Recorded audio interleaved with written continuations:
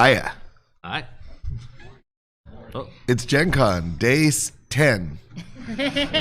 No, it's a geometric sequence, not an arithmetic sequence. Mm-hmm. So it's day 1, day 3, day 6, and day 10. Okay, but what if you show up a couple days before the con starts and you still don't sleep those days? How's day 25 working for you? That sounds about accurate, yes. All right. So this is the Pathfinder Adventure card game panel. Indeed. Mm-hmm. And it's Sunday morning, maybe still? Yeah. Afternoon? It's the afternoon now. Sure, whatever. Probably by a minute at least. Yeah. Mm-hmm. I'm Mike Selinker. I'm Linda Zayas-Palmer, Organized Play Lead Developer at Paizo. I'm Keith Richmond, Lone Shark Games. Yay. And we're going to talk about what we just did and then what we're going to do, right? Indeed. Okay. Mm-hmm. Be a little bit of a freewheeling panel, so feel free to interrupt Mike whenever you want. But seriously. Don't be too bad to us. At this stage of the day, there's no chance I have a script. So we're gonna try to do as much as we can. So speaking of the new release, how many of you folks have already picked up a core set for yourselves? Very shiny. Okay. How many of you picked up more than 10? Oh, come on. That's actually like a real weight. Like yeah. Yeah. I know you like to talk about how this box is more compact than the previous boxes, and you give that anecdote about falling boxes and danger and animal endangerment that you usually give about how it's safer with this one because it's not going to fall on you off of shelves. It's still a brick. It's still a brick. Yeah. There's no shortage of cards in it, and there's no shortage of cards in Crimson Throne, which is quite literally a brick. There's no air in that package. It is just cards, but cards and book. But I mean, the sort of background on this, I think everybody knows, is that we took a little bit of time off after we designed Ultimates to rethink exactly what we wanted the Pathfinder Adventure card game to be. Not that it was not being what we wanted it to be at the time, but we wanted to get rid of some of the things that we didn't like and had been dealing with for 6 or 7 years, and we ended up in a pretty good spot where the game feels like it's still the same game we were playing before, but just cooler and faster. And so the end result is a box called the core set that can accept the cards from any other box. So the first box is, do you have the other box with you? I don't have the other box because I took all the cards through it in here and oh, I see. So that's okay. So speaking of accepting all the cards from other boxes. So Keith has taken all the cards from the box Curse of Crimson Throne and included them in the base set, which you will then tilt toward the camera and spill all over the floor. Yes, that is the plan. So this is roughly what 990-ish cards look like. That's correct.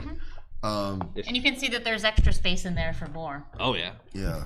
Well, we did that predominantly because we did not want to decide. We have the opportunity to make adventure paths of any size now, so we don't have to limit ourselves to a set of 6 adventures, just like a regular RPG adventure path. And so we can make smaller ones, but we can also make bigger ones. Like we could do something, I mean, I'm not saying we will, but we could do something that's twice the size of a previous adventure path. That's true. And just last forever. So, and one thing I really like about the new way that things are structured is that the core set has all of your long swords and your leather armors and things like that. So then when you're putting out these new adventure paths, you don't have to go back and do those common cards. You can put out cards that are thematic for the adventure itself, and whatever else you need to bring the characters up to those higher levels of play. Yeah, we certainly didn't want to sell you any more healing potions. We were tired of that. We had no reason whatsoever to say, no matter what, you're going to see 3 longswords in every set that we make forever, because it got real boring real fast. In all fairness, I don't think we threw in that many longswords. Eventually, we threw in Falcata. Yeah, we just kept coming up with different names for longswords. However many names we could think of, and that also was not really that fun. Yeah, I mean we actually ended up in a pretty interesting place here where we decided not to duplicate pretty much anything. So now there's one longsword in the game true. forever, which is weird in its own right. People are like, oh, good, yeah, well, let me load up on the cure spells. No, spell, singular, right? You're going to have to work around that. I remember the first game that I was playing with the new set, the cleric was saying, okay, I'm going to pick up 2 cure. Wait, there's only one? There's It's only like, one. no, there's only one cure. Only one. But and then you also have that there is only one of a variety of these story beans, these henchmen and villains that you're not then printing 5, 6, 7 copies of that same card that you may only use in 1 or 2 scenarios, but instead you have the proxies. True story. We originally started with that plan when we first did the game, first did the prototype of the game. And we were originally going to do 55 card adventure decks. We're going to be nice and small and cheap and so forth. And we couldn't make it work. We just couldn't. We couldn't get everything we wanted into 55 cards. So I went back and I said to Vic, well, I think we're going to have to go to 110. There's no way around it. We just can't avoid it. He said, great. That means we can get rid of these proxy cards. And we can just make 20 copies of every henchman that you want to put in the game. I was like, yeah, but that's not what and I was gone. Right? And I was like, okay, well, if we ever do this again, I'm gonna do this right. And so, yeah, you don't need 5 Rune Warden giants. You only need 1. And so yeah, we're very happy, I think, with the format of the game now, and it allowed us to, give it a fresh coat of paint. Which is good. Are people out there liking the new look? People having a good time with the way? Yeah. It's controversial, I know. We wanted to move things around a little bit based on where people's eyes naturally go on the card. Having that big art box in the middle of every card basically disrupted the flow of the game because you couldn't actually see the card power very quickly, so we wanted to run it down the side so that you could get a clearer path. When you fanned the card, you'd have some idea what your card did, things like that.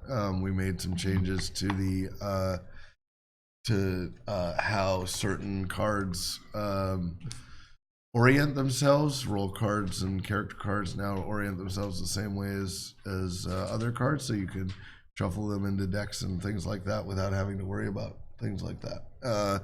So I don't know. We just really wanted to make some changes, and I think it turned out pretty good.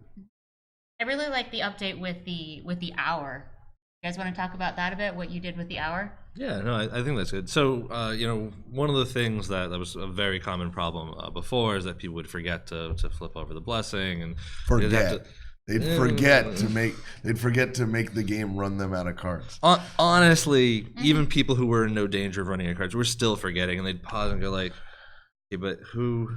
And so count the cards again. You'd see these elaborate things where everyone would point the blessing towards you and have this nice chaos symbol in the middle of it. And I'm sure there's no rituals involved. Yeah. But the thing is you'd have lots of games which just did not matter. If you happen to have blessings of the god in your deck, then you cared. But if you didn't, you really just might not care at all what it was. And that, clearly that's not that interesting. That's just a number. You could have a die that you rotated. Whereas now, you'll flip that over and go, whoa, I'm going to make sure I heal this turn because I get to heal an extra card. Or, okay, maybe I don't want to move because I might have to, bury a card if I do. And so, it doesn't change every turn, but it changes enough turns that it makes it interesting to see what happens. And so people are a lot better about kind of flipping the hour, which I think has worked out pretty well. I was listening to tales of people playing the open or whatever, and they're like, we had a fantastic series of 4 turns in which the hour perfectly matched what this person wanted to do, and then perfectly matched the next person's turn of the next person. I was like, really? Because we only really plan around like maybe 1 out of 5 times do you have that kind of amazing thing, but it's enough so that you really care. And they're like, oh yeah, the rest of the time it was more normal, but that sequence was amazing. I was like, okay, good. We don't want you to have to stress over the hour, but we want you to enjoy when it hits. Statistics are funny. Yeah, so I do math things with the Just numbers. yeah, really. Oh, something that happens randomly happened 4 times in a row. That's never happened before. That's crazy, right?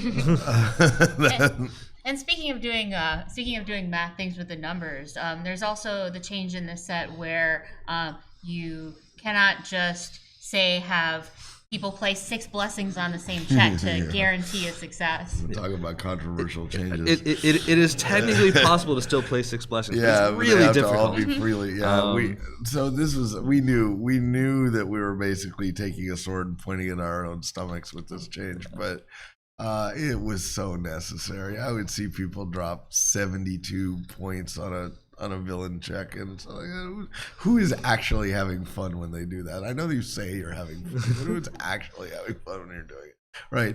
And so it's like, no. What if the end of the game actually was had some tension in it? Was that okay? Would you be all right with that? So yeah, there's enough tugs on the game that we wanted to make that we're just, let's make this thing actually scare you a little bit.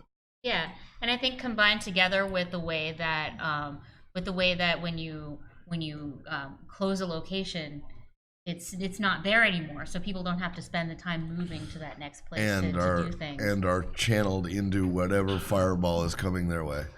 Yeah. Well, but armor is stronger in the new set. Armor's stronger, and Avenge is a new mechanic that also helps out quite a bit. Where what Avenge's great value is that it doesn't necessarily cost you the turn that the player who rolled 3 1s on their check to defeat would have cost you, but at the cost of your own cards, so you might run yourself out of life.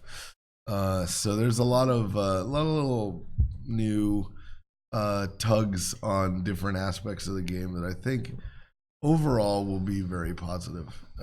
You will find out what people think. Yeah.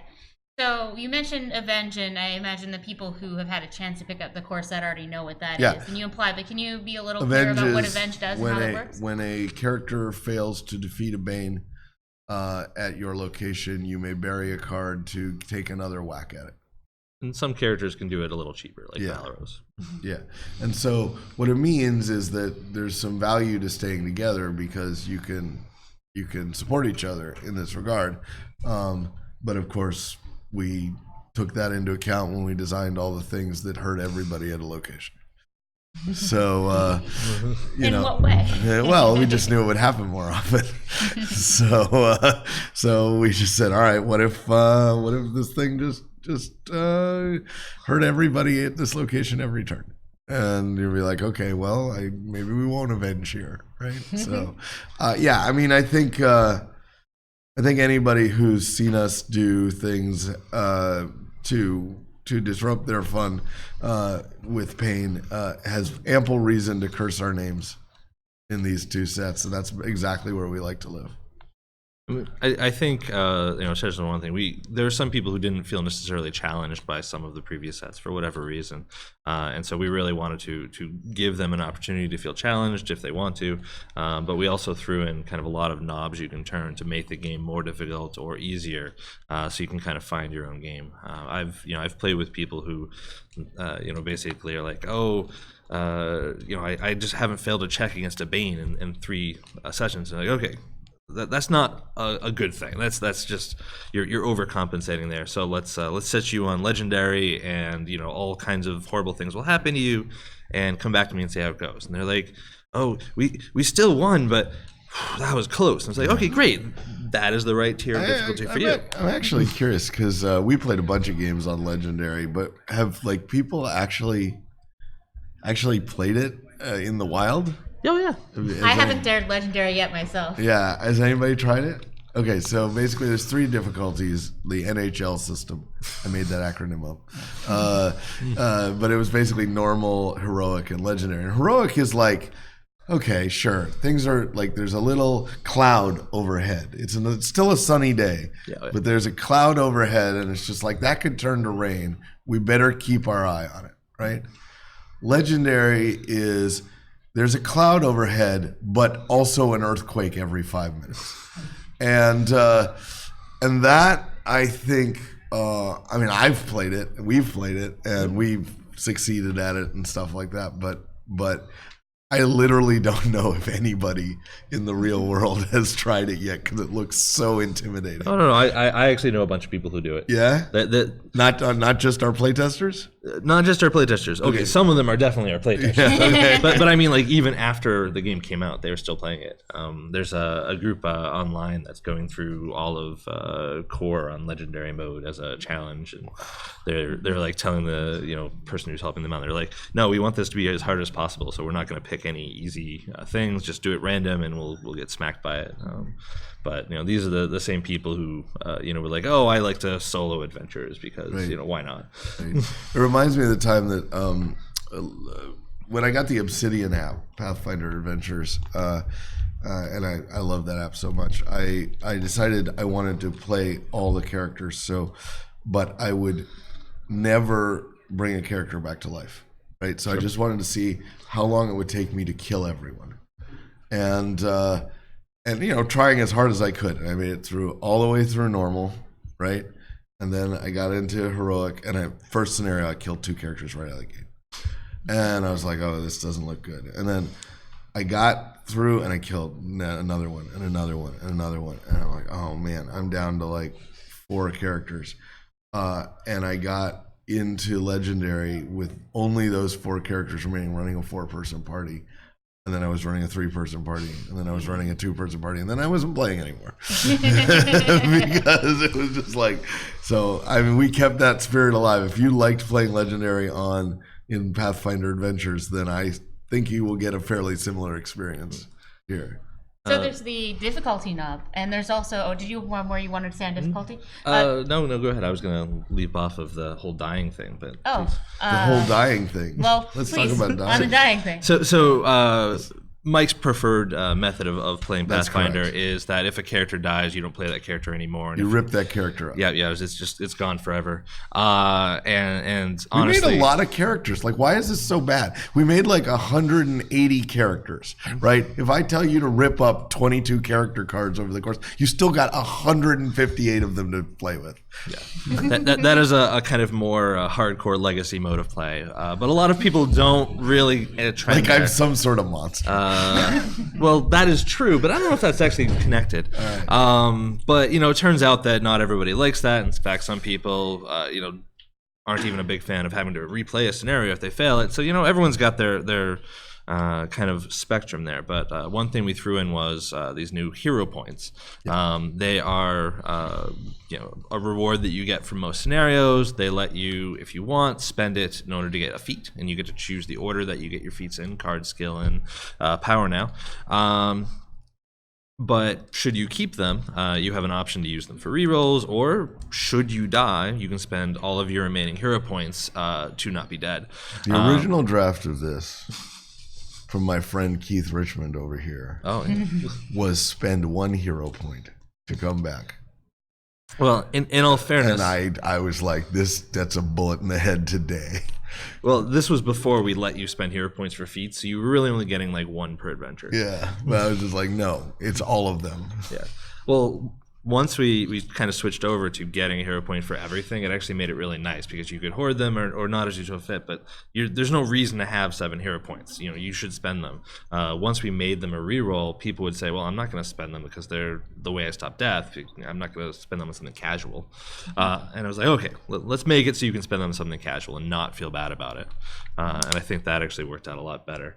I've definitely used a bunch of hero points that way. And I think it's interesting too that both the adventure card game and Pathfinder Second Edition have you can spend 1 hero point to reroll, or you can spend all your hero points to come back from death. So it turns out we actually ended up in these places independently, and We were calling them saves to begin with. We didn't think we were going to model that at all. We just wanted to do something different, and they ended up in the exact same place. Yeah.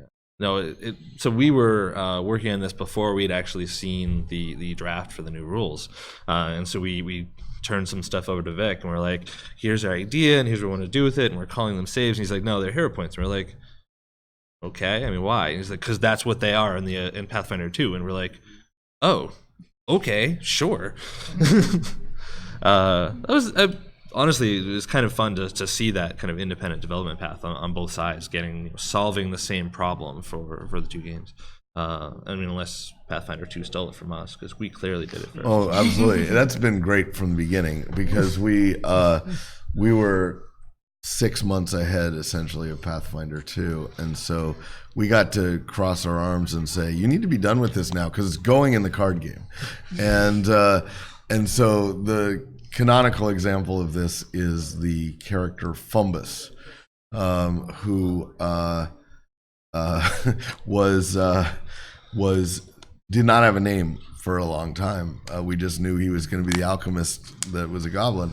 And so I rolled in and said, hey guys, this character is now officially named Gobbo McBoomy if you don't name him by Monday. Yeah. And sure enough, he got himself a perfectly functional name, because nobody wanted Gobbo McBoomy in the game. Still might do a promo character called Gobbo McBoomy someday. Yeah. I'm pretty sure I still have a line in the spreadsheet where I was just like, oh, goblin who blows stuff up. Yeah, exactly. Yeah, no, it was actually interesting before we actually had access to the rules and the rest of it. I'd go to Vic and I'd be like, please tell us anything major that's changed. If all dwarves have regeneration now, or there are no halflings. Nobody liked them anyways. Oh. But no, seriously, we were just like, we need to know major things. And he would tell us like, oh, Harsk uses axes more than crossbows now, or at least mixes things up. Valeros actually has a shield. And we were like, really? Oh, not as if I just designed a really cool extra swords Valeros that okay. No, we can still use it. But no, it was actually kind of an interesting constraint, being like, okay, seriously, what has changed? Okay, we're good now. I don't know if we have Seal of the Paladin, but the Pathfinder 2 has champions, one of our type of which is paladins. I don't know if we ever really considered that option, or if anyone even said anything. We definitely did not have the final version of the core book when we had to put this thing to bed, which we really would have liked quite a bit, but there was just no time. Time travel was not available. Yeah, I mean, she's still a paladin. It's still true. Yeah, So- absolutely. That's true. The other big change in the game is the addition of randomized scenarios, which harkens back to the actual creation date of the Pathfinder adventure card game, when I said, yeah, but I'm writing Diablo right now. Right? I played Diablo. I ended up being the creative director at Dungeons and Dragons that created all the Diablo crossover products. And when it came time to write a card game, I was like, I want a card game that's like Diablo. I want to go find random things and have them pop out and stuff like that. And so, but we never made random scenarios, which is weird, because basically everything in Diablo is random. And so Keith came up with a bunch of different styles of games that were essentially derivatives of scenarios that only appeared once or twice. Yeah, I mean, but then could just become things people could play all the time. Yeah, I basically had a few templates from things I'd done for organized play, or working on Core and Curse, and it was like, I want to have some kind of chase, and I honestly had like 4 options. It was like, we'll go with this one, or we've actually several times done 2 villains, and you have to deal with both, and it's like, well, why can't anyone else share in that fun? Thinking about the he's calling them random scenarios. I sometimes also refer to them as procedurally generated. The idea is that they can be random, but you can also just go in and choose. You can say, well, I really feel like fighting some dragons and some elementals because I just want to get hit by lots of splash damage. Who doesn't? In these locations, and you might do that just because of you just want an easy or hard or whatever kind of scenario you want. But one of the things I really wanted was to kind of empower people who've played their own campaigns, their own adventures, or other ones published by Paizo. And, you really want to play this adventure path that we just haven't gotten to because infinite time also not available. But you can say, okay, these are the villains and henchmen that are in my particular story. These are the locations. Let me do it up. And I think that's a good option. So I'm actually really looking forward to seeing people post those in forums and the like. I've seen like 3 or so far, and it's been very nice. I'm looking forward to next year's Pathfinder Open, where we tell you to generate the scenario yourself. Right? So you have to write your own flavor text. Oh, that's step one, right? You have to write a story, then you have to illustrate it. Stick figures are fine. Yeah. Can we do that? So good news and bad news. We could do that, but I don't know that they'd ever ask us to write an open again. So we're already in the positives. Yeah. Okay. But I have People like those opens. I know, but we're always like, oh right, Gen Con. We should really come up with something. Like that's every year. It is. That said, Jen actually has some great ideas for how to avoid that problem, and that she's already working on the next open. They're great. Over there, while also running the finish of the open. Speaking of the open, because we've said that word like 12 times now, the final rounds of the open are happening during the middle of this panel. We don't know what's going down, so we'll report it at the end, I guess. Well, yeah, I don't know if we'll know who's actually won, because they might not be done till 2 or something. So the Open is a cooperative competitive event where teams of players are working to try to score as many points as they can through performing excellently in the challenges that they face. So when you're coming to design an Open, what's different about making an Open versus making a standard scenario? A few things there. One of them is that you want to have plenty of opportunities for people to kind of show off their knowledge. That is to say, you want teams to be able to say, oh, I know how to use these combination of cards. I know how to pick the right feats. So you want to give them that opportunity to say, okay, this sets me apart from someone who's just showing up randomly. The other one is that it has a scoring system, because we need to be able to differentiate between teams. Sometimes, you randomly get a set where it's like, okay, half the teams are not advancing. Thankfully, only half the teams succeeded, so that other half isn't coming in. And that works out some of the time, but fairly often it comes down to just a few points here and there, depending on how well one team did, or how quickly, or whether they did. We put in a lot of secondary objectives that you get extra points for. So the one that they're doing over there now, like the team that is currently in the lead is only in the lead because they gathered a lot of boons. And the idea is that they're working for the Pathfinder Society, and Pathfinder Society is like, ooh, shiny thing, we have to come back and study this, so you get extra points for every single boon you acquire. And so they really dove in on that. I've never seen a Valeros come out of a scenario and be like, oh yeah, I got 11 boons myself, and you're like, Valeros? Okay, sure, just find all the weapons, but. That's pretty nice. The other thing is that we set the difficulty level higher. I genuinely I set the bar 2 years ago, right? We set the bar with the vampire scenario. Oh no, the first one was the that was so bad. But the first one was way too much work. Yeah. I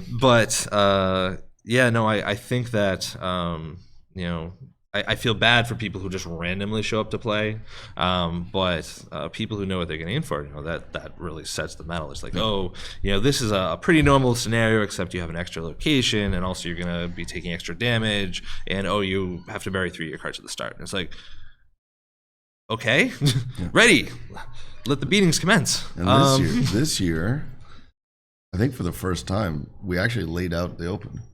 Yeah. Oh, yeah. So we're actually going to be able to put it online that people can play it at home. Yeah. It was laid out. It was laid out last year, but then it didn't end up getting released in a broader way. So that would be very good to have it. It'll be good. I think it's a good Open. Jen did a great job. I think people are really going to like it. Yeah. No, I'm hopeful that the Opens will make it out into the wild more than they have in the past. I'm just really excited that we can do these really short scenario adventure paths and stuff like that. We did this. One for Weeby Heroes, the 4 Goblin Heroes, and they are super fun to play in this little adventure path where you just have two scenarios in there, one of which kind of branches, and it's really fun, and you do so, and then you realize we gave you roll cards, for those characters. You can play them forever, and they're really good characters. Like they're really fun to play. So you get these sort of opportunities to try something out with something that we give you, and then maybe it becomes your favorite thing after that. So I really like what we did there. I like this Open. I think it's going to be some good stuff. So another source of adventures that don't appear in the core set is the Pathfinder Adventure Card Society, and that's what you'll see a lot of people playing over in the Sagamore Ballroom. The Adventure Card Society comes out with a new full season, so it'll have enough for, it's basically the same amount of adventures that you would find in the Curse of the Crimson Throne box, those 1 through 6. You'll find that amount of adventure content each season in the Adventure Card Society. But what Mike was talking about here with the potential for shorter adventures, we're also exploring that this season. So right around the turn of the year in the December to January period, we have an adventure coming out. And I haven't really talked about what's going on with that one yet, but this one came about in part because this year's season is called the Year of Rotting Ruin for the Adventure Card Society. So it's about coming in to a land that has just suddenly been devastated by an undead assault. And your characters are the ones who are in a city hearing that the capital to the north has just been blown up and the refugees are pouring in, and you're the heroes that step up to save the day. So when Year of Rotting Ruin's name came out, abbreviated YORR, people didn't know what it was. And so on the Slack, someone said, well, is it the year of the ruh-roh? Like Scooby-Doo. And so in a very tiny way it is, because we do have that adventure that is coming out, that adventure that just has 4 scenarios in it. It has sort of a Scooby-Doo-like caper in it. So we don't have a title for that yet, but that is the theme that we have going into a presumably haunted manor and discovering its secrets and what may be hiding behind the painting. Should be great. We're just, so much now is in the new sets of drawn from what we did in organized play, especially what these two did in organized play. And so there's really no line between the base sets and organized play anymore. Like, it's just, there's trappings, like you get some chronicle sheets, and you get to do some extra bureaucracy. It's not that bad. The reporting online now is just, did you die? Click this box if you die. How high level were you at the end? Okay, good. Great.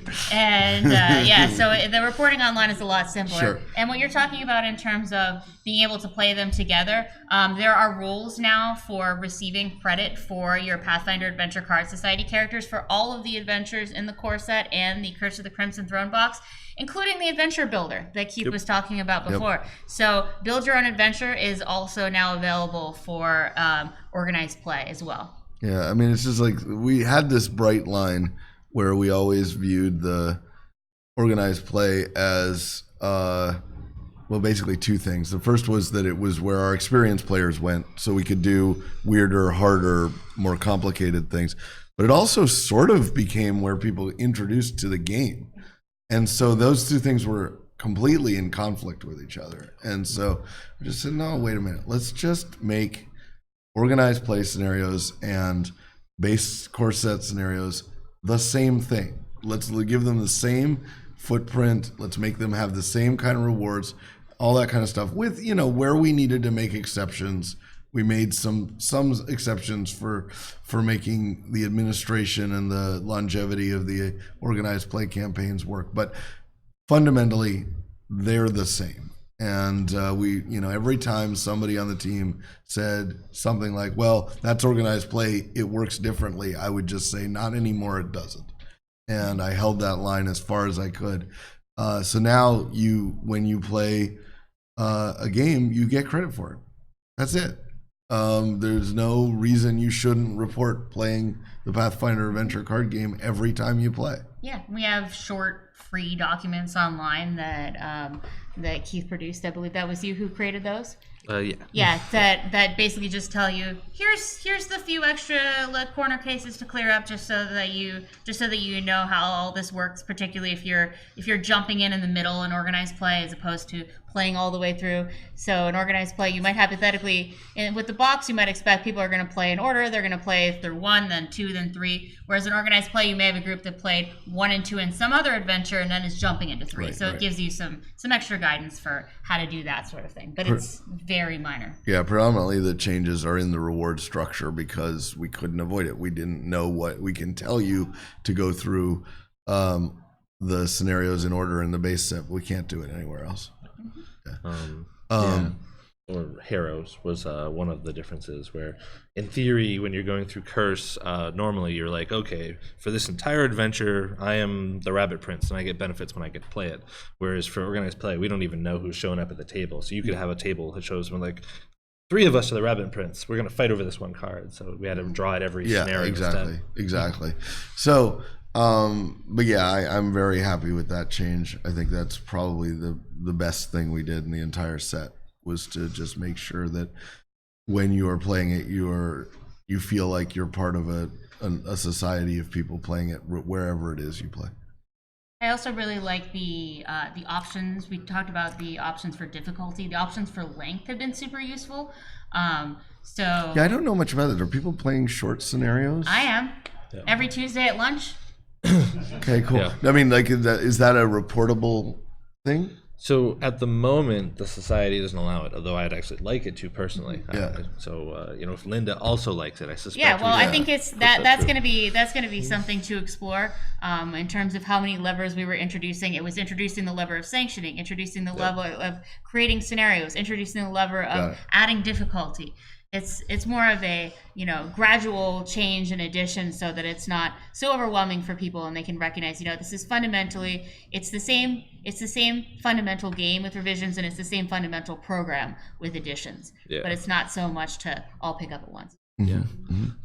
But yeah, for those who don't know, the fast version of the game is you have a smaller hourglass, less blessings in it, but you have small locations, because we now have small, normal and large locations. So that lets us, for people who really like a longer game or a more difficult game, they can have more boons and banes in. And for those who want a quicker one because they're playing on lunch, which is absolutely the format we're looking for here, is being able to play on a lunch break, being able to play between convention slots. One of the very first things we tested it was I think sitting at PAX Unplugged with Hawkmoon from the forums and a few other people, and just being like, okay, we've got an hour, let's get one done. And it works. I'm very happy with that. Okay, so what else? Do we want to? I think turn it over to questions. Yeah. Unless you have anything else. We should probably say, actually, before we get there, we should probably say that's what we have so far. That is, we are not working on a hidden base set that we haven't told you about. We're actually wanting to see how this set plays in the environment. We know what we want to do after this point, but we literally have stopped to get a few months of data of how fast people consume it, whether they go down the rabbit hole of these buildable scenarios, whether they play with short locations and stuff like that. So we're in what I think is the only lull we've ever had on the Pathfinder Adventure card game, specifically because we asked for it, right? We just wanted some time where we could assess what people were doing, and then when we pick up the next thing that we're going to do, we'll have a much stronger understanding of what we want to make. We have that little partially because we dumped, depending on whether you include organized play or not, like 50 scenarios on people. Correct. Yeah. Not counting the builders. You should not have any trouble finding something to do. Yeah. That's very clear. Do we have questions? Do people? If you have any questions, feel free to come up to the microphone. Broadcast on Twitch there. If you're not able to get up, I can bring the microphone to you. Super great. Oh, may I ask? Think of something. We could keep talking if no one has any questions, but we wanted to give you a chance to. Sure. Let's see. What if we're thinking of things on our own? All right. Let's have this one. You've now seen PF2, right? Yeah, I got to play it a few times this weekend. Right. What did you see in it that made you go, "Oh, I want to put that in the game"? A few things. I haven't done any real design because I also haven't done a lot of sleep. Yeah. I'm very curious to see how things go. The kind of structure of their adventure is a little bit different. They've kind of separated out the kind of exploration, from the combat and the rest of it. I don't know if there's things we can take from that. They care a lot more about using skills to bypass things, which fits with kind of the model that we were already doing. But there's kind of a partial success factor there, where like one of the adventures we were trying to stop people who were inside a carriage from dying, and so we had to do various things to get them out. But each thing we did might get 1 or maybe 2 people out, depending if there was a success or a crit success. They have a concept of crit success, which is anything you succeed by 10, which is actually not a mechanic we haven't explored before. Mummy's Mask definitely knew if you succeeded by 10, usually in a bad way. And there's also those ones where if you succeed by 4 or more, then it doesn't shuffle back into the location, for example. The sheer weight of the core rulebook intimidates me a little bit, even though we make giant box games. But I started flipping through it because I've read like 5 versions of the core rulebook, but not recently, like not at the point where they actually locked it down. And so the just the sort of watching the changes in how every single character class now has like 35 new versions of itself.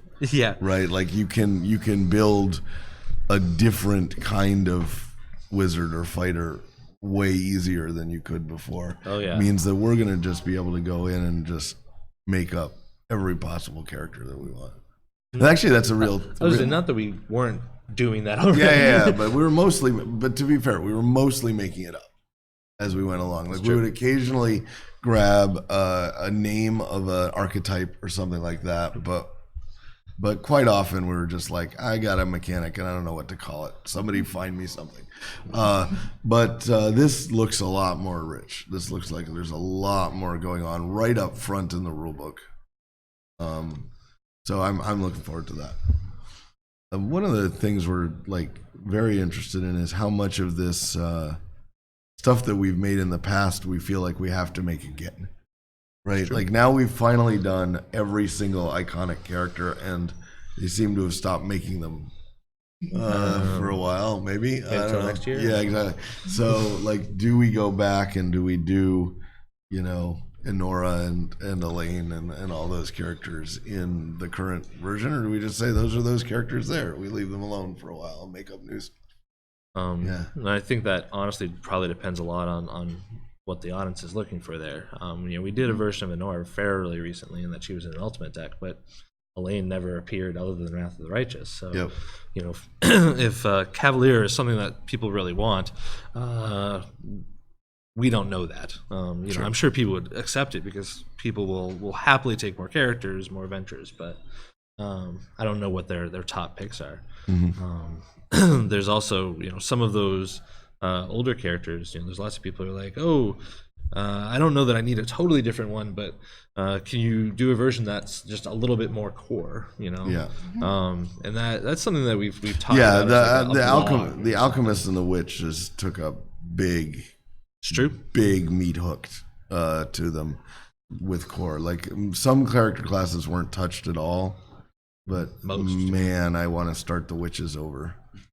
Right, I want to start the Alchemist. So I mean, now I have a base Alchemist I can start from. Right, but yeah, I mean, not that the witch deck isn't still fun. I really like playing with the flesh puppets and all that stuff in it. But I have to do so much conversion in my head that it's not as much fun for me.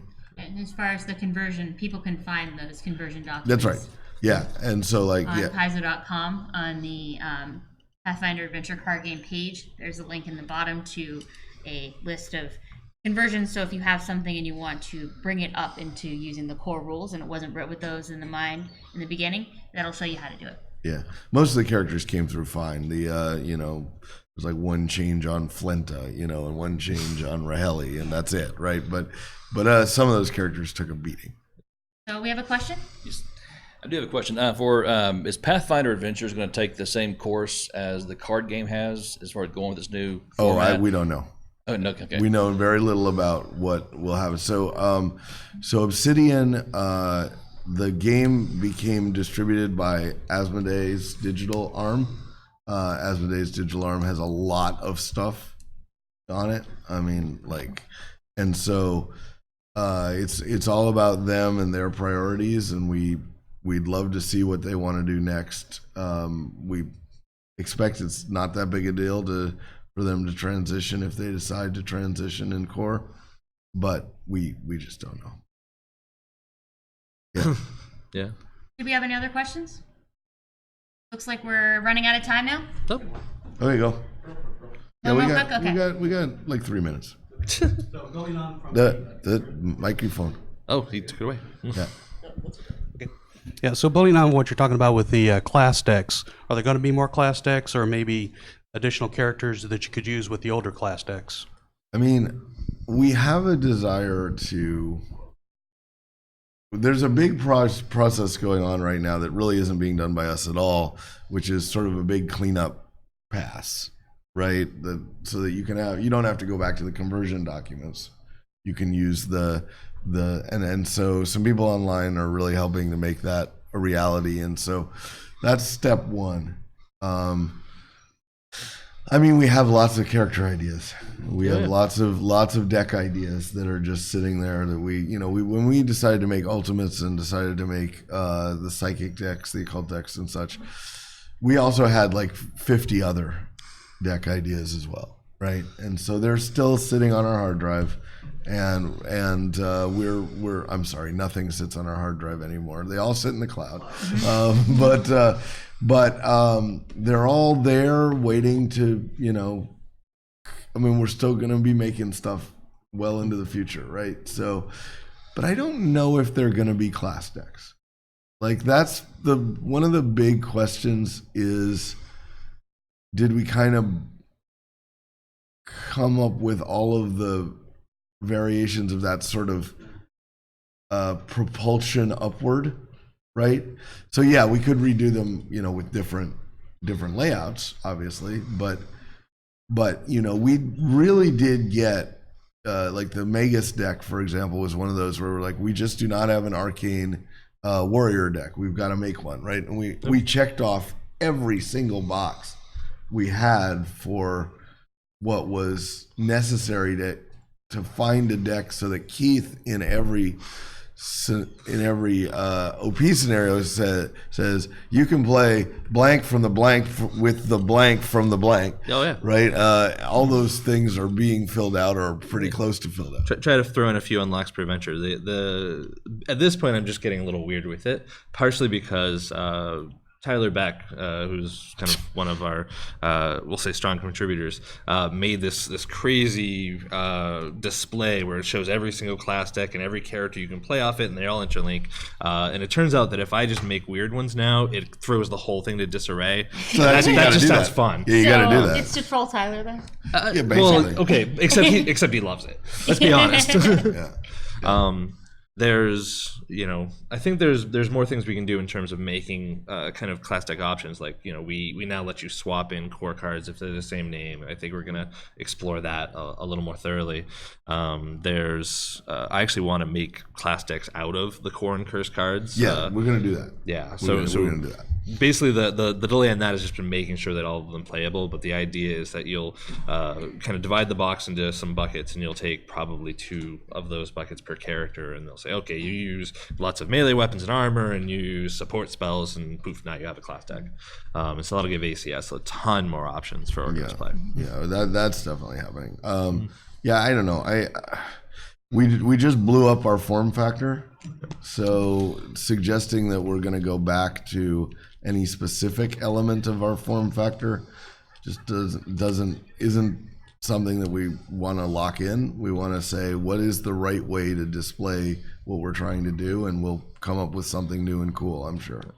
Oh, and we had that one experiment with We Be Heroes. We tossed 4 characters in on a single page and just said, does this work for you? Yeah. We can put character sheets. We'll have Dropbox. Drive-through for printing them. Yep. So just let us know. All right. I think that's just about time. Thanks everybody Thank for you all watching. for coming. Yep. Thank you for watching on Twitch. Yep.